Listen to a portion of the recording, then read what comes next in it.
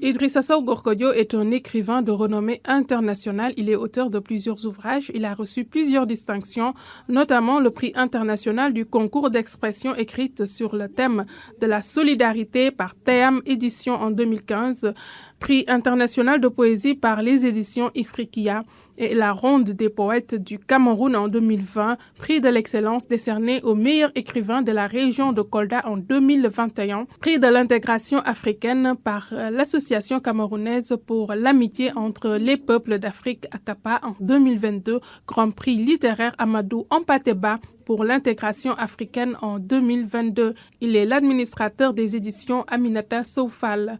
Idrissa Sow Gorkodjo est l'auteur du recueil de nouvelles intitulé Le silence du pilon. Je vous propose de l'écouter. Je dois d'abord dire que l'écrivain est un homme engagé dans son siècle corps et âme, comme le disait si bien le professeur Alioune Badara Diané, que l'écrivain n'est pas également dans sa tour d'ivoire, comme le disait ma maman Amina Sofal. C'est un homme qui scrute sa société, c'est un homme qui observe sa société, c'est un homme qui, par ses mots, essaie de soigner les maux de la société. Donc, dans le silence du pilon, nous abordons des thématiques variées. Donc, à travers 10 nouvelles, nous avons observé notre société, nous avons observé l'humanité, et nous nous sommes rendus compte que l'humanité est gangrénée par plusieurs maux, que sont la floraison des conflits à travers le monde, la guerre, les violences, mais également la violence dans toutes les sphères de la société, que ce soit dans la famille, que ce soit dans les lieux de travail, que ce soit au marché, partout. L'homme qui était destiné à vivre sur cette terre de manière harmonieuse avec ses semblables, mais également avec les autres composantes de la société, de l'écosystème, passe tout son temps à mener des guerres, mais également à cultiver le racisme, à cultiver la pauvreté, l'ostracisme. Donc devant tous ces fléaux, la plume de l'humanité s'est engagée pour demander à l'homme véritablement de faire une introspection. Vous voyez que c'est une métaphore quand on parle du silence du pilon. Le pilon, quand il se tait, ça veut dire qu'il y a la pauvreté.